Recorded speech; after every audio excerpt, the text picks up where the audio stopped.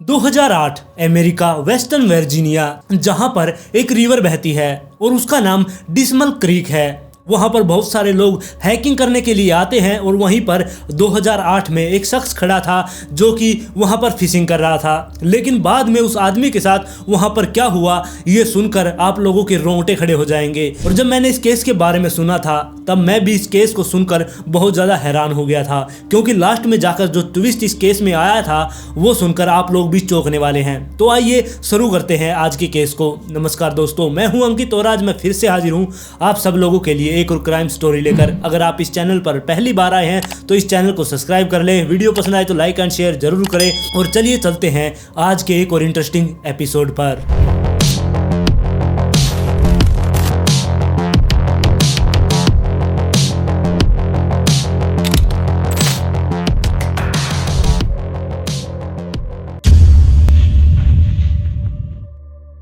छह मई 2008 यूएसए के western Virginia में एक जगह है जिसका नाम डिस्मल क्रीक है। वहां पर एक शख्स जो कि 54 साल का था, जिसका नाम रिकी विलियम्स था, वो वहीं पर खड़ा था और वहां पर वो अपनी मछलियां पकड़ने में बिजी था। लेकिन वहां पर उसको कोई भी मछलियां नहीं मिल रही थी। वो अपने कुत्ते के साथ वहीं पर खड़ा होकर उस रिवर के ऊपर मछलियां पकड़ रहा था। अब रिकी को वहां पर खड़े हुए आधा घंटा हो गया था। वो आधे घंटे से मछलियां पकड़ने की कोशिश कर रहा था, लेकिन उसके हाथ में कोई भी मछली नहीं लग रही थी। वैसे तो वो बहुत शांत स्वभाव का व्यक्ति था।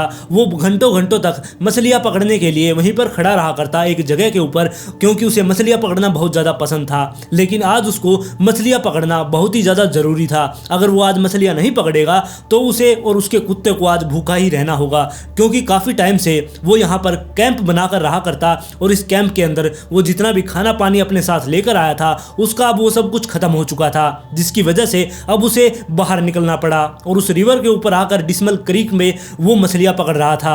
अब उसे मछलियां चाहिए थी ताकि जब वो मछलियों को पकड़ ले उसके बाद वो उनको पकाकर खा सके। और जहां पर ये मछलियां पकड़ रहा था यानी कि डिस्मल क्रीक, यहां पर एक स्पेशल कोड है जो लोग यहां पर हैकिंग करने आते हैं। यानी कि जब भी लोग यहां पर हैकिंग करने आते हैं उन्हें एक दूसरे की मदद करनी होती है। मतलब कि अगर कोई व्यक्ति यहां पर पहले हैकिंग कर रहा है और यहां पर वो फंसा हुआ है, उसे खाना पानी नहीं मिल रहा है, तो जो लोग दूसरे हैकिंग करने वहां पर पहुंचे हैं तो उसे उन लोगों की मदद करनी होती है। ऐसे यहां पर ये एक कोड बना हुआ है जिसके बारे में सभी लोग जाना करते, और इस बारे में रिकी को भी बहुत अच्छे से पता था। अब वो यहाँ पर सोच रहा था कि अगर उसे कोई भी मछली नहीं मिलती है तो यहाँ पर हैकिंग करने के लिए जो लोग आएंगे वो उनसे मदद मांगेगा, वो उसे खाने पीने की कोई चीज दे देंगे जिससे वो भूखा नहीं मरेगा। वो वहां पर अपने मछलियां पकड़ रहा था और वेट कर रहा था किसी के आने का।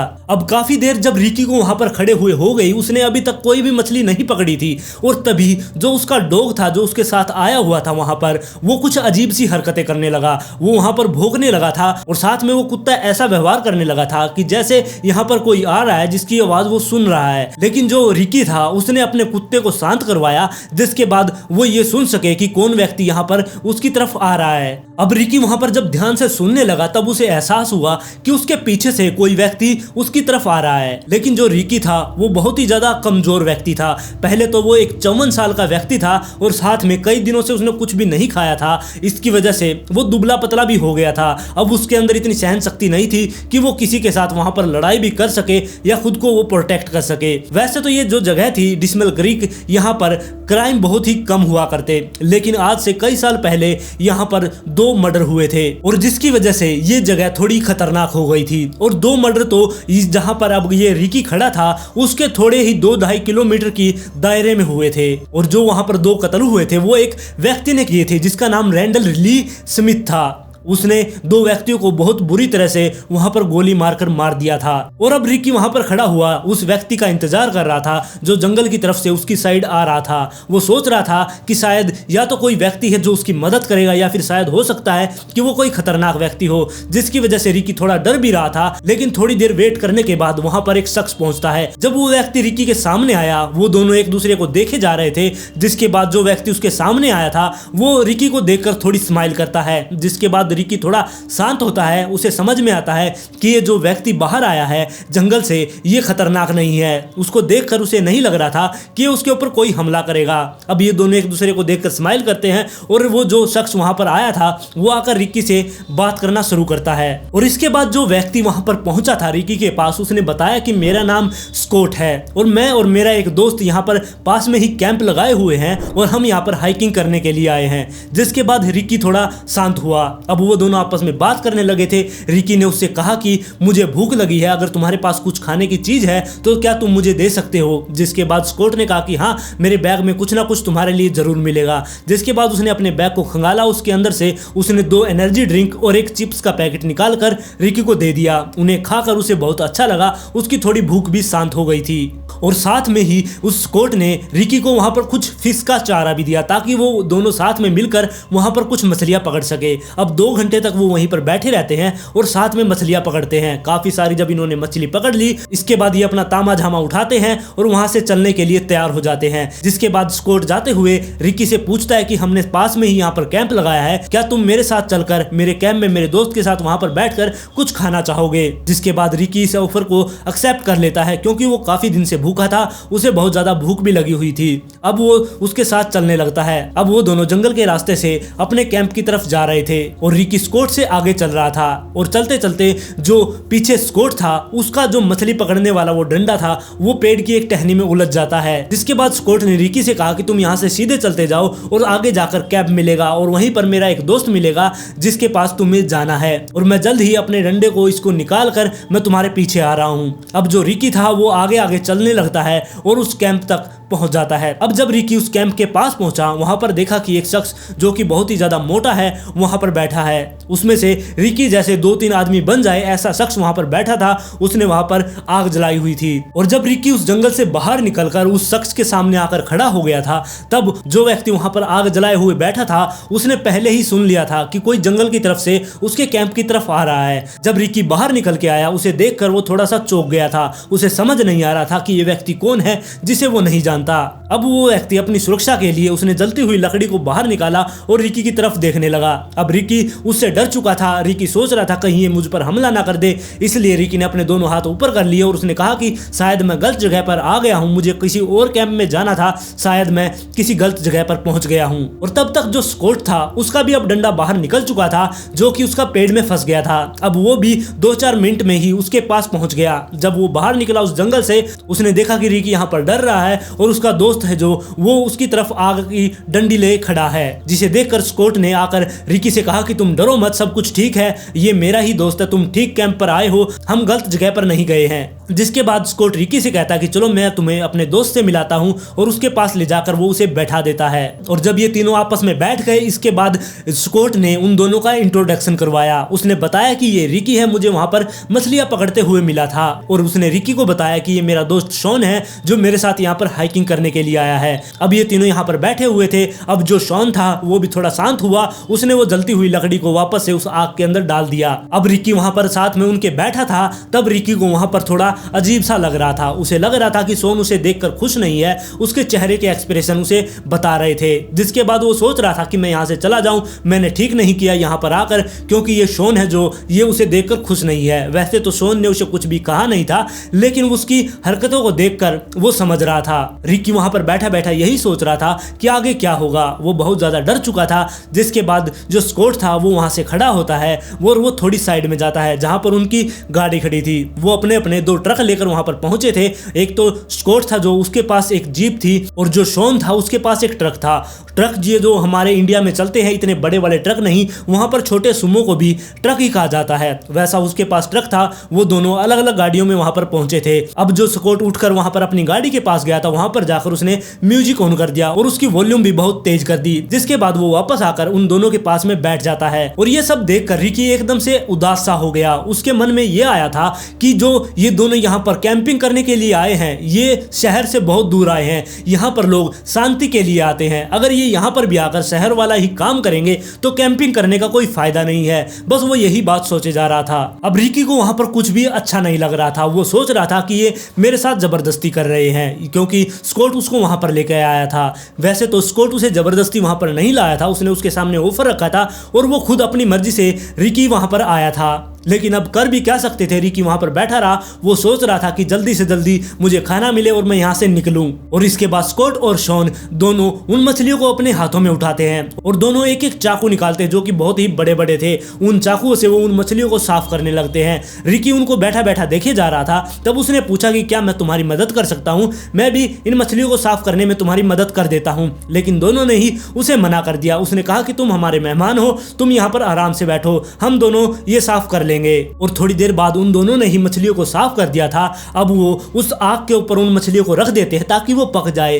तब तक जो रिकी था वो उनके पास बैठा था, वो चुपचाप वहां पर बैठा था। जिसके बाद वो सोचता है कि मैं इन दोनों से बात करता हूं, मेरा थोड़ा सा डर खत्म हो जाएगा। जिसके बाद वो बात करना शुरू करता है और उनको बताता है कि मुझे फिशिंग करना बहुत अच्छा लगता है और मैं यहाँ पर अक्सर आता रहता हूँ और यहाँ पर कई कई हफ्ते मैं रुकता भी हूँ और यहाँ पर मछलियाँ पकड़ता हूँ और मेरा सबसे ज्यादा मन यहीं पर लगता है। मैं घर पर भी इतना ज्यादा नहीं रुकता जितना मैं यहाँ पर आकर रुकता हूँ। और जब रिकी ये सारी बातें उन दोनों को बता रहा था तब वो दोनों कुछ ज्यादा इंटरेस्ट उसमें नहीं ले रहे थे। वो दोनों बस अपनी गर्दन को हाँ ना में हिला रहे थे, जिसे देखकर रिकी को समझ आ रहा था कि इन दोनों को उसकी बातों में इंटरेस्ट नहीं है, ये अपनी ही मस्ती में मगन है। लेकिन उन्हें देखकर उसे थोड़ा सा अजीब लग रहा था। वो सोच रहा था कि मैं इनके सामने ज्यादा ही खुल गया हूँ, इन दोनों को मेरी बातें पसंद नहीं आई और इनको शायद हो सकता है कि मेरा यहाँ आना भी पसंद नहीं है। लेकिन इतना सब कुछ वो सोच ही रहा था कि तब तक वो मछलियां पककर तैयार हो गई थी।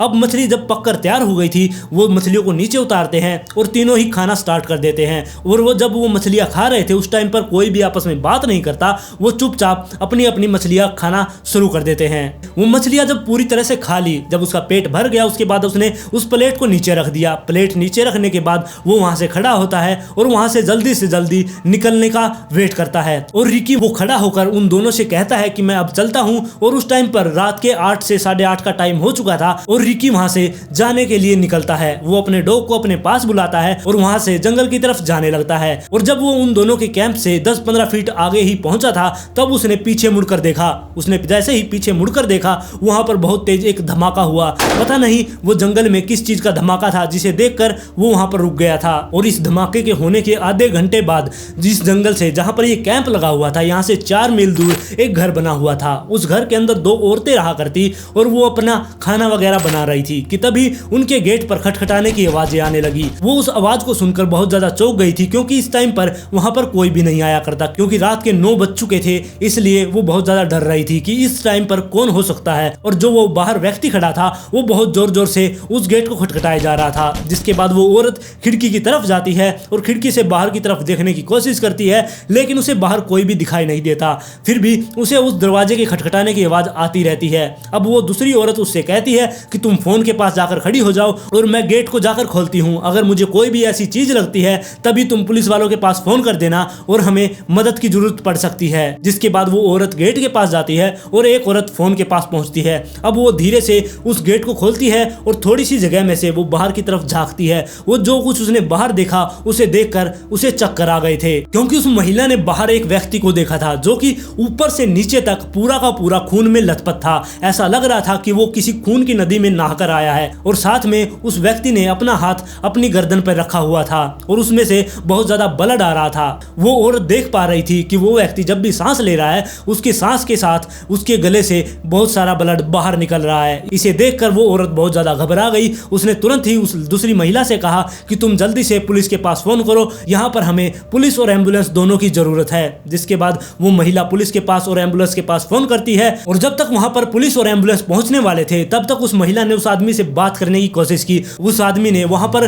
कुछ अजीब सा इशारा किया। वो जंगल की तरफ इशारा कर रहा था और डिस्मल क्रीक के बारे में कुछ कहना चाहता था। वो कुछ कह पाता उससे पहले ही वो बेहोश हो गया और वो नीचे गिर गया। और तब तक वहां पर पुलिस और एम्बुलेंस भी पहुंच चुके थे। एम्बुलेंस वाले वहां पर आते ही उस व्यक्ति को उठाते हैं और वहां से हॉस्पिटल के लिए निकल जाते हैं। और वहां पर पास में एक जीप भी खड़ी हुई थी। उसे देखकर पुलिस वाले सोच रहे थे कि इस जीप के अंदर या तो ये चल कर आया है या फिर किसी ने इसको यहाँ पर छोड़ा है। जिसके जिसके बाद वो उस महिला से पूछताछ शुरू करते हैं। उसने बताया कि ये बेहोश होने से पहले इसने डिसमल क्रीक के बारे में कुछ कहा था, लेकिन पता नहीं ये क्या कहना चाहता था। जिसके बाद पुलिस वाले अपनी जीप उठाते हैं और डिसमल क्रीक की तरफ निकल पड़ते हैं। और जब पुलिस वाले डिसमल क्रीक की तरफ जा रहे थे तभी उन्हें देखा कि ऊपर से, यानी कि ये ढलान वाली सड़क थी, पुलिस वाले नीचे से ऊपर की साइड जा रहे थे और तभी उन्होंने देखा कि ऊपर से एक ट्रक भागता हुआ उनकी तरफ आ रहा है, जो कि बहुत ही तेज स्पीड में था। जिसके बाद पुलिस वाले अपनी गाड़ी को स्लो करते हैं और थोड़ा सा साइड में कर लेते हैं। वो ट्रक वाला भी अपनी गाड़ी को थोड़ा सा स्लो करता है और उनके पास से बहुत आराम से निकल जाता है और निकलते ही पास से वो बहुत तेज उस गाड़ी को भगाने लगता है और आगे जाकर मोड़ पर वो गाड़ी को पलटा देता है। जिसके बाद पुलिस वाले भागकर उसके पास जाते हैं और उसे बाहर निकाल कर उसे भी हॉस्पिटल में भेज देते हैं। अब पुलिस वालों को उस व्यक्ति पर भी बहुत ज्यादा शक हो चुका था, क्योंकि वो इतनी स्पीड से जंगल से ट्रक लेकर क्यों भाग रहा था और इसी हड़बड़ाहट की वजह से उसने अपने बैलेंस को खो दिया और उसका एक्सीडेंट हो गया। अब पुलिस वालों ने उसे भी हॉस्पिटल में भेज दिया था और पुलिस वाले डिसमल क्रीक की तरफ जाने लगे थे। और जल्द ही पुलिस वाले डिसमल क्रीक पर भी पहुंच जाते हैं और वहां पर जाकर वो सारे के सारे पुलिस वाले वहां पर छानबीन शुरू कर देते हैं और जल्द ही उन्हें वहां पर एक कैंप भी मिल जाता है। लेकिन ये कैंप वो नहीं था जिसके अंदर शॉन और स्कॉट वहां पर कैंपिंग कर रहे थे, ये दूसरा कैंप था। यहाँ पर जब पुलिस वाले अंदर गए उस कैंप के, वहां पर उन्होंने देखा कि वहां पर 30 से ज्यादा चाकू पड़े हुए हैं। पुलिस वाले उस कैंप को देखकर समझ गए थे कि यहाँ पर जो भी व्यक्ति रहता है वो शायद हो सकता है कि बहुत ही ज्यादा खतरनाक हो और उसकी मेंटल हेल्थ ठीक नहीं है। और पुलिस वालों को उस कैंप से एक पुलिस स्कैनर भी मिला जो एक रेडियो टाइप का था। उससे ये पता चल जाया करता कि पुलिस वाले कितनी दूर है और पुलिस वाले कितनी देर में उन तक पहुंच जाएंगे और पुलिस वाले आपस में क्या कुछ बात कर रहे हैं। और साथ में पुलिस वालों को यहाँ पर बहुत सारे कपड़े भी मिले जो कि बहुत सारे बच्चों के थे, कुछ महिलाओं के थे, कुछ आदमियों के थे। उन कपड़ों को देखकर पुलिस वालों को बहुत अजीब सा लगा। फिर पुलिस वालों को वहां पर एक मैप में मिलता है जिसके अंदर बहुत सारे जगहों को वहां पर सर्कल से मार्क किया गया था। पुलिस वालों को समझ नहीं आ रहा था कि इन जगहों को मार्क क्यों किया गया है। और इन सब के अलावा पुलिस वालों को वहां पर एक बर्थ सर्टिफिकेट मिला। जब पुलिस वालों ने उस बर्थ सर्टिफिकेट को देखा, उसे देखकर पुलिस वाले चौंक चुके थे, क्योंकि जिस भी व्यक्ति का ये बर्थ सर्टिफिकेट था उसे सारे के सारे पुलिस वाले जाना करते और साथ में जो भी यहाँ पर आसपास के लोग थे वो सब लोग भी उस व्यक्ति को जाना करते। और अब जानते हैं कि उस रात शॉन और स्कॉट के साथ क्या हुआ था। उस रात को जब रिकी वहां से उन दोनों के पास से उठकर 10-15 फीट जब वहां से चला गया था, तब उसने पीछे मुड़कर देखा था और जैसे ही उसने वापस से पीछे मुड़कर उन दोनों की तरफ देखा, उसने अपनी जेब से बंदूक निकाली और उनकी तरफ फायर कर दिया और वो गोली जाकर सीधी शॉन के फेस पर लगती है। और शॉन ये देखकर हैरान था कि ये बिल्कुल सीधा साधा दिखने वाला व्यक्ति ऐसी हरकतें भी कर सकता है। और इसके बाद स्कॉट और शॉन बहुत ही हड़बड़ाहट में वहां से उठते हैं। वैसे तो शॉन के गले पर गोली लग चुकी थी, फिर भी वो वहां से भागने की कोशिश करता है, लेकिन उससे भागा नहीं गया और वो वहीं पर गिर गया। जिसके बाद जो रिकी था उसने स्कॉट की तरफ निशाना साध लिया। अब वो स्कॉट के ऊपर फायर करना शुरू कर देता है। वो उसकी तरफ गोलियां चला रहा था और स्कॉट उसके आगे होकर भाग रहा था। और रिकी ने जब स्कॉट के ऊपर गोलियां चलाना शुरू कर दिया, उसमें से एक गोली जाते ही सीधी स्कॉट के गले पर लगी और साथ में बहुत सारी गोली उसकी कमर पर भी लगी, लेकिन वो भागना नहीं छोड़ता। वो भागता रहता है। उसका मानना था कि अगर वो भागना छोड़ देगा तो इसका मतलब है कि उसकी मौत पक्की है, इसलिए वो हिम्मत करके वहां से भागता रहता है। जिसके बाद रिकी ने देखा कि स्कॉट तो वहां से भाग गया है। अब वो शॉन की तरफ आने लगा और शॉन की तरफ आकर उसने उसकी चेस्ट पर गोली मारी। उसके सीने पर गोली लगते ही पता नहीं उसे क्या हुआ। आप लोग ये सुनकर हैरान होंगे कि शॉन एकदम से उठ खड़ा हुआ और उठते ही वो अपनी गाड़ी की तरफ भागने लगा और गाड़ी में जाकर बैठ गया और गाड़ी को भगाकर वो जंगल की तरफ ले गया। और जंगल की तरफ जाते हुए उसने लाइट ऑन की और जैसे ही उसने वहां से टर्न लिया और तभी उसने स्कॉट को भी वहां पर देख लिया। उसने स्कॉट के पास बिल्कुल 1 मिनट के लिए गाड़ी रोकी ताकि स्कॉट उसके अंदर चढ़ सके और वो दोनों वहां से गाड़ी लेकर भागने लगे। अब ये दोनों उस महिलाओं के घर तक पहुंच गए थे। वहां पर जाकर स्कॉट गाड़ी से उतरता है और उस महिलाओं के गेट को जाकर खटखटाता है। और दूसरी तरफ जो शॉन था उसको इतनी ज्यादा पेन हो रहा था, मतलब कि उसके शरीर में इतनी ज्यादा ताकत नहीं थी कि वो गाड़ी से नीचे उतर सके, इसलिए वो उस गाड़ी के अंदर ही बैठा रहा। और दूसरी तरफ जो स्कॉट था वो उस गेट को खटखटाता है, जिसके बाद वो महिला उसे देख लेती है और पुलिस वाले वहां पर उसकी मदद करने के लिए पहुंच जाते हैं और पुलिस वाले उन दोनों को ही वहां से निकालकर हॉस्पिटल में भेज देते हैं। और जिसने उन दोनों के ऊपर गोली चलाई थी यानी कि रिकी, ये और कोई नहीं बल्कि रैंडल ली स्मिथ था, यानी कि वही व्यक्ति जिसने 1981 के अंदर वो 2 व्यक्तियों को वहां पर मारा था, वही व्यक्ति ये रिकी था। और जब उसे गिरफ्तार कर लिया गया उसके बाद 15 सालों तक उसे जेल के अंदर रखा गया, जिसके बाद उसके अच्छे व्यवहार के चलते 1996 में उसे जेल से बाहर निकाल दिया था। और जेल से बाहर निकलने के बाद वो अपनी माँ के साथ जाकर रहने लगा था। और पुलिस वालों को को जो बर्थ सर्टिफिकेट मिला था उस कैंप से वो किसी और का नहीं बल्कि रिकी का ही था और उसके अंदर रैंडल स्मिथ ही नाम लिखा हुआ था, जिसे देखकर पुलिस वाले चौंक गए थे। और 10 साल अपनी माँ के साथ बिताने के बाद उसका वहां पर मन नहीं लगा, जिसके बाद वो अपना सामान पैक करता है, अपने कुत्ते को अपने साथ लेता है और वहां पर चला जाता है, यानी कि डिस्मल क्रीक में। वहां पर जाकर उसने कैंप बनाया और वहीं पर रहने लगा। और 6 मई के दिन, जिस दिन शॉन और स्कॉट वहां पर पहुंचे थे, उस दिन वो पहले से ही वहां पर वेट कर रहा था। उसे उस दिन भूख लगी हुई थी, वो सोच रहा था कि कोई यहाँ पर आएगा और उसे खाना देगा, लेकिन ये पता नहीं चल पाया कि उसने उन दोनों पर गोली क्यों चलाई थी। पुलिस वालों का यही मानना था कि ये जो शख्स था जिनने उन दोनों के ऊपर गोली चलाई थी वो थोड़ा मेंटली डिस्टर्ब था। वो इस जगह को जहां पर ये रहा करता कैंप बनाकर इसको बहुत ही ज्यादा पवित्र माना करता, जिसकी वजह से वो सोच रहा था कि यहाँ पर जो भी लोग आते हैं वो इस जगह का अपमान कर रहे हैं। क्योंकि स्कॉट ने और शॉन ने वहां पर गाने वगैरह चलाए थे, इसलिए शायद हो सकता है कि रिकी को उनके ऊपर गुस्सा आ गया और उनके ऊपर गोलियां चला दी। और दूसरी तरफ जो शॉन और स्कॉट थे वो दोनों सरवाइव कर जाते हैं, वो दोनों बच गए थे। और बचने के बाद उन दोनों ने पुलिस वालों को और मीडिया के सामने ये बताया कि हमने जब रैंडोल को देखा था, उस शख्स को, हमें उस पर तरस आ गया था। हम सोच रहे थे हमने तो बस उसकी मदद करनी चाहिए क्योंकि वो भूखा था, इसलिए बस हम उसकी मदद कर रहे थे। हमें ये नहीं पता था कि इसके पीछे एक अलग चेहरा भी हो सकता है। और जो पुलिस वालों को रैंडल के कैंप से वो सारे कपड़े वगैरह मिले थे, उन सब के कपड़ों को उठाया और उनसे डीएनए लिए गए। और जो भी लोग मिसिंग थे उनके घर वालों से उनके डीएनए मंगवाए गए और उनको मैच करके देखा, लेकिन किसी का भी डीएनए मैच नहीं हो रहा था। और साथ में जो वहां पर मैप मिला था जिसके ऊपर रिकी ने वो मार्क किए हुए थे, उन जगहों पर भी जाकर पुलिस वालों ने रिसर्च किया, लेकिन वहां पर भी पुलिस वालों को कुछ भी नहीं मिला। और इन सारी चीजों की सच्चाई को सिर्फ रैंडल ही जाना करता, लेकिन वो सब पुलिस वालों को कभी भी पता नहीं चला। क्योंकि रैंडल को जब उस दिन जंगल से बचाया गया था, उस जीप में एक्सीडेंट होने के बाद, उस दिन जब उसे बाहर निकाला गया, उसके 4 दिन तक ही वो जिंदा रहा, जिसके बाद उसकी मौत हो गई। और दूसरी तरफ स्कॉट और शॉन दोनों ही सरवाइव कर गए और आज वो अपनी अच्छी से जिंदगी काट रहे हैं। लेकिन उन दोनों के चेस्ट में और उनकी कमर में आज भी गोली मौजूद है जिन्हें निकाला नहीं गया, लेकिन फिर भी वो अपनी जिंदगी अच्छे से काट रहे हैं। और आज की कहानी में बस इतना ही। आप लोग इस कहानी के बारे में अपनी राय मुझे कमेंट में जरूर दें। अगर आप इस चैनल पर पहली बार आए हैं तो चैनल को सब्सक्राइब कर ले, वीडियो पसंद आए तो लाइक एंड शेयर जरूर करें। और जल्द ही मिलते हैं ऐसे ही दिल जला देने वाले एक और केस के साथ।